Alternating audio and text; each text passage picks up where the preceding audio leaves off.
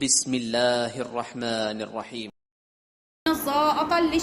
وہ چہرے اور سر کی کھال کھینچ کر لے جائے گی، جیسے ایک مرغی کی کھال اتاری جاتی ہے، ایک بکرے کی کھال اتاری جاتی ہے۔ وہ ایسی آگ ہوگی جو آپ کی سینے سے یوں پکڑ کے ایسے کھینچ کے لے جائے گی، سر بھی آئے گا، منہ بھی آئے گا، سینے کی کھال بھی آئے گی، وہ ادھیڑ کر لے کر چلی جائے گی۔ وہ ایسی کھال ہوگی تد وہ بلائے گی من ادبارہ، ہر اس شخص کو وہ بلائے گی، پکارے گی وہ اپنی طرف، ادبارہ جس نے پیٹھ پھیری، وتولی اور جس نے منہ موڑا۔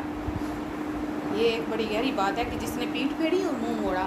آج ہم لوگوں کو دعوت دیتے ہیں کہ قرآن کی طرف آؤ، تو اس کو سمجھنے کی کوشش کرو، اس کا فہم حاصل کرو۔ لوگوں کے پاس ٹائم نہیں ہے، تو اس کا کیا مطلب ہے؟ کیا مطلب ہے؟ کون سی مجبوری قرآن سے روک رہی ہے کہ ایمان کی کمزوری؟ اپنا ہی ڈھیٹ پانا ہے ان کا، یہ نہیں کہ وقت نہیں ہے۔ آپ لوگ آئے ہو، آپ کے پاس بھی تو وقت ہے نا، نکال کے آئے ہو۔ تو جو نہیں آتے کیا ہے؟ ادبارہ وتولی، پیٹھ پھیری اور منہ موڑ دیا۔ بلائے گی آگ، اس کو پکڑے گی جس نے قرآن کا فہم حاصل نہ کیا۔ یہ فرض ہے ہم پر، اس کو سمجھنا فرض ہے، اس کا فہم حاصل کرنا فرض ہے ہم پر۔ یہ دنیاوی تعلیم تو یہیں رہ جانی ہے، کام تو یہیں آنی ہے، بچانا تو اس نے ہے۔ یہ پہلے ہے، دنیاوی تعلیم بعد میں ہے، لیکن ہم اس کو چھوڑ چکے ہیں اور دنیاوی تعلیم کے پیچھے بھاگ رہے ہیں۔ جس نے ہمیں آگے بچانا ہے، جس نے ہمیں دنیا میں راہ راست دکھانی ہے، اس کو ہم بلا چکے ہیں۔ اس کے لیے کیا ہے؟ من ادبارہ وتولی، پیٹھ پھیر دی اور منہ موڑ لیا۔ منہ ہی موڑا ہوا، اس کو بند کر کے رکھا ہوا، اس کے لیے تو ٹائم ہی نہیں ہے۔ اسی ٹائم پر آپ کوئی فنکشن رکھ لیں، اسی ٹائم پر کوئی فنکشن، اس کے علاوہ کوئی اور قسم کی رسم رکھ لیں، اتنی عورتیں اکٹھی ہو جائیں گی، اتنی اکٹھی ہو جائیں گی، آپ سوچ بھی نہیں سکیں۔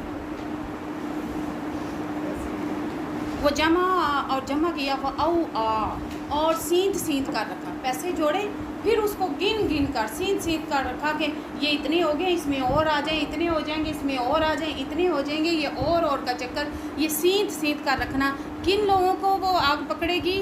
قادو من ادبارہ وتولی، جس نے اس اعلان کی طرف، اس قرآن کی طرف سے منہ موڑ لیا، پھر اس نے پیسے سے محبت کی، اس کو جمع کیا اور اس کو سینت کر رکھا۔ ان الانسان خلق ہلوعا، بے شک انسان تھوڑ دلا پیدا کیا گیا ہے، چھوٹے دل کا پیدا کیا گیا ہے، ناشکرا پیدا کیا گیا ہے۔ اس میں وہ چیز ہے ہی نہیں جتنی ہونی چاہیے، اور وہ یقین ہے ہی نہیں جو ہونا چاہیے اللہ پر، کہ اللہ دینے والا ہے، اور اسے کل کی فکر رہتی ہے، کل یہ میرے کام آئے گا، جوڑ کر رکھوں گا، کل یہ میرے کام آئے گا۔ لیکن اگر اللہ پر یقین ہو تو وہ یہی کہتا ہے آج اللہ نے کھانے کو دیا، کل بھی اللہ دے دے گا۔ اذا مسہ الشر، جب اسے کوئی برائی ملتی ہے، جزوعا، جب اسے کوئی تکلیف پہنچتی ہے، جب اسے کوئی برائی ملتی ہے، جزوعا، تو وہ کیا کرتا ہے؟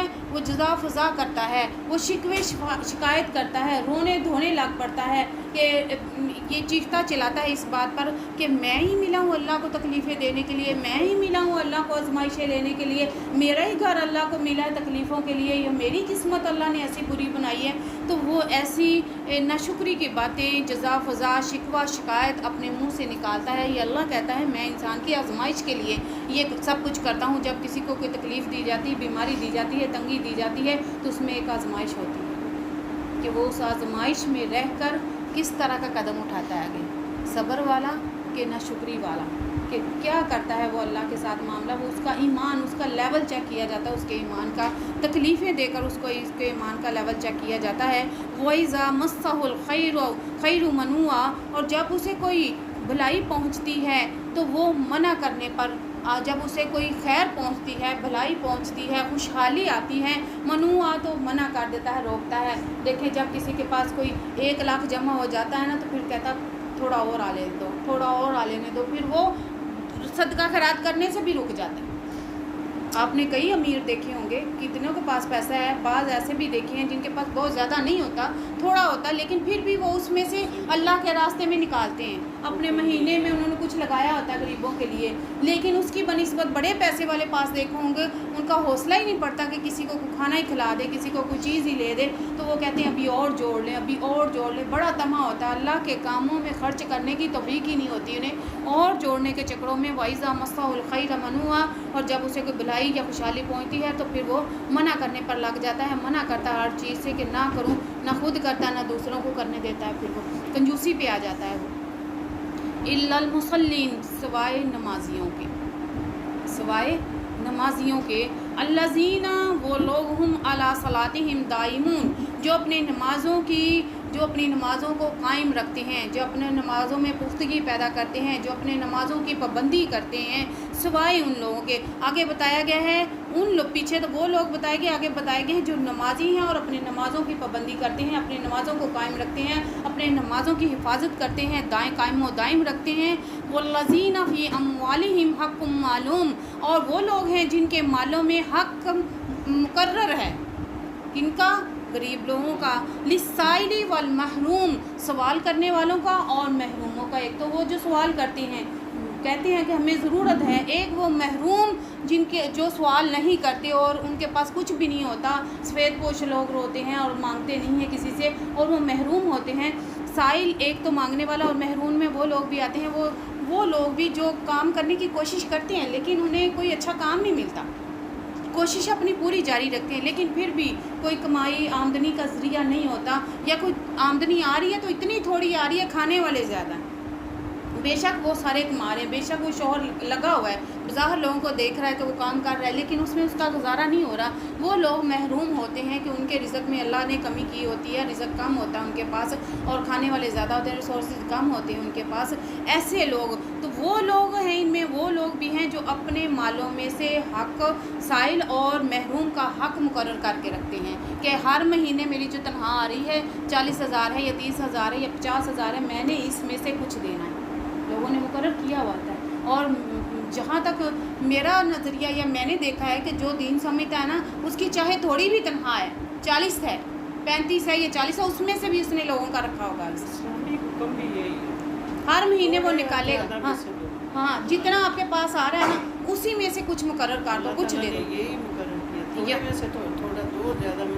جس کے پاس زیادہ وہ زیادہ دے، جس نے تھوڑا ہے وہ تھوڑا دے۔ اور یہاں پہ یہ کہا گیا ہے، پہلے کتنے عذاب بتائے گئے ہیں کہ ان پر آئیں گے، اور پھر بتایا گیا وہ لوگ جو اپنے مالوں میں سے کسی سائل کا کسی محروم کا حق مقرر کیے ہوئے ہیں، سوائے ان لوگوں کے، ان لوگوں پر عذاب نہیں ہوگا۔ یہاں کہا گیا سوائے ان لوگوں کے، الا المصلین سوائے ان لوگوں کے جو نماز پڑھنے والے ہیں، نمازوں کی حفاظت کرنے والے ہیں، والذین اور جو لوگ یصدقون بیوم الدین جو صداقت جو یقین رکھتے ہیں قیامت کے دن کا، جو تصدیق کرتے ہیں قیامت کے دن کا، اور جو لوگ آج دیکھیں جن کے دلوں میں جن کے ایمان اس قدر پختہ ہیں کہ وہ کل قیامت کا یقین رکھتے ہیں کہ واقعی ہم نے اللہ کی بارگاہ میں جانا ہے، ہمیں جواب دہ ہونا ہے، ہر جواب کے متعلق ہمیں وہ نماز بھی اسی ڈر سے پڑھیں گے، نہ پڑھے گی تو پکڑے جائیں گے، زکوٰۃ بھی دیں گے، زکوٰۃ نہ دی تب پکڑے جائیں گے، روزہ رکھیں گے، روزہ نہ رکھا تب پکڑے جائیں گے، غریبوں کا حق نہ دیا تب پکڑے جائیں گے۔ ان کو ڈر ہوتا ہے، اور ڈر کس وجہ سے ہوگا؟ جس کو قیامت کا یقین ہوگا۔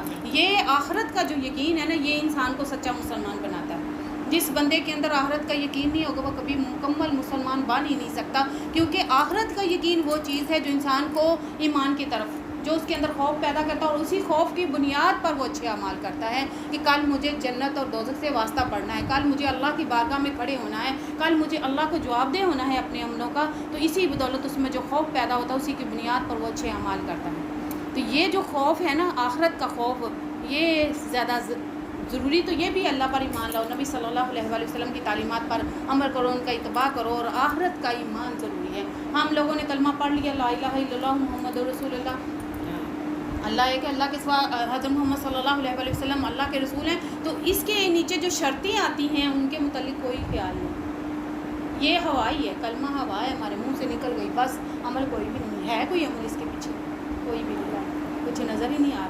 مسلمانوں میں کتنے مسلمان ہیں، پاکستان میں کتنے، اس سینٹرل پارک میں ہی دیکھ لیں مسلمان کتنے ہیں، اور کتنے لوگ اس طرف ہیں، کتنے لوگوں کا ایمان ہے، کتنے لوگوں کے منہ سے نکلا ہوا کلمہ ایک ہوا ہے، ہوائی ٹھہری، نت آئی اور چلی گئی، پڑھ لیا اور ختم ہوا، اس کے بعد کوئی پتہ نہیں کہ اس کے پیچھے کیا شرائط ہیں۔ کلمہ تو پڑھ لیا، اب ابو جہل، ابو لہب، یہ لوگ کلمہ کیوں نہیں پڑھتے تھے؟ ان کو پیچھے پتہ تھا کہ یہ چیزیں چھوڑنی پڑیں گی، جس سے اللہ اور اللہ کے رسول نے منع کیا ہے اسے منع ہونا پڑے گا، اور جس چیز کو اپنانے کا حکم دیا گیا ہے وہ اپنانا پڑے گا۔ نبی کی عطایت ہی مکمل کلمہ ہے نا، تو جو اس پر عطایت نہیں پوری، اس کی فرما برداری نہیں نبی کی تعلیمات کی، تو پھر وہ ایک ہوائی رہ جائے گی۔